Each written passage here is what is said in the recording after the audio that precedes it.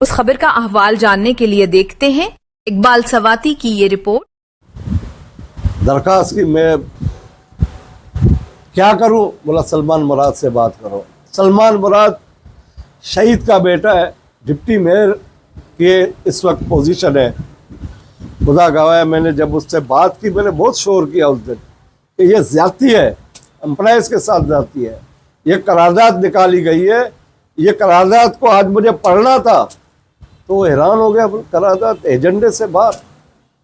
उसने director council को बुलाया मेरे सामने। उसने कहा ये करारदाद किसने निकाली है? मैं नाम नहीं लेता हूं, वो इस वक्त केएमसी में मौजूद नहीं है। बोला ये करारदाद सलमान मुराद ने कहा अगर ये डालोगे तो हाउस का इजलास होगा, वरना आज हाउस का इजलास नहीं होगा। 1 घंटे में ये करारदाद डली। फिर जब मैंने पेश की अक्सरियती राय से जो ना वो करारदाद अपग्रेडेशन की मंजूरी हुई, उसमें 1600 मुलाजमीन को फायदा हुआ है।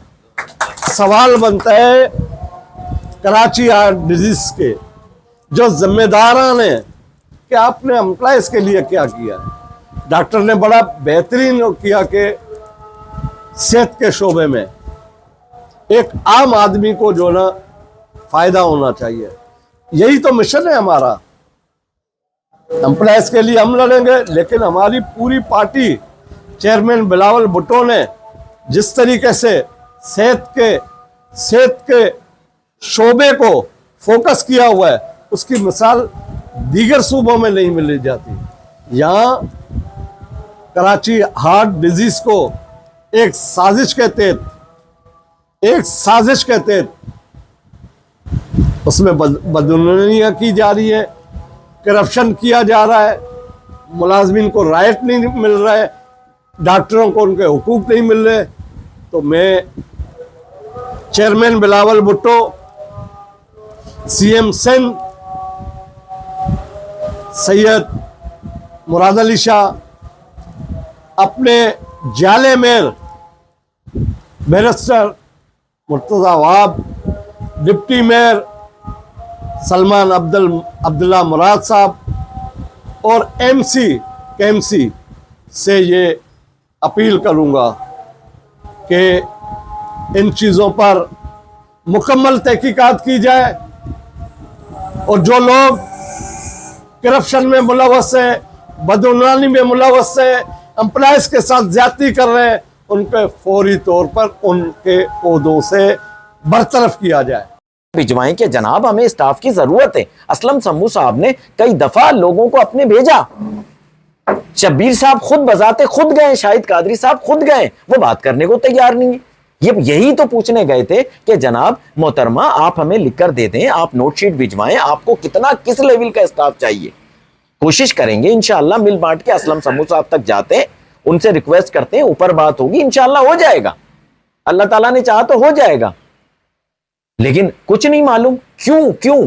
अच्छा, जो रिटायर हो गए उनको फिर लाके बिठा दिया जाता है। ओटी में इसी तरह चल रहा है। एक प्रोफेसर है, वो आज तक जाने का नाम ही नहीं ले रहे, जिनका नाम प्रोफेसर माशाल्लाह हुसैनी लेबोरेटरी के मालिक है। समझ में ही नहीं आ रही बात। और बहुत से लोग हैं माजरत के साथ, इंतहाई माजरत के साथ, मेरे खुद प्रोफेशन वाले हैं, डॉक्टर नसीरुद्दीन शाहीन साहब बैठे हुए, ओ भाईजान उनको जहां से वो रिटायर हुए उनको उनके इदारों में नहीं पूछा गया जो वो रिटायर हुए हैं। नसीर साहब ऐसा ही है, NICVD से वो निकाले गए, लियाकत नेशनल, आगा खान प्राइवेट, वो यहां भर्ती, हम उनको प्राइवेट उनको बुला के उनसे काम करा रहे हैं, उनके हाथ साफ करा रहे हैं। उनको जहां वो कभी अपॉइंट हुए थे वहां से निकाल दिया गया। ये किस बुनियादों पे आज तक वाज़े क्लियर ही नहीं है। मेयर साहब को बताया नहीं जाता ये फला प्रोफेसर है। अब वो जनाब 50,000 का फार्मास्यूटिकल से सूट लेके वो पहन के बिठा दिए जाते हैं, एक सिंबल बना के। अरे मेरे भाई, इनका किरदार क्या है उठा के तो देखो माजी से।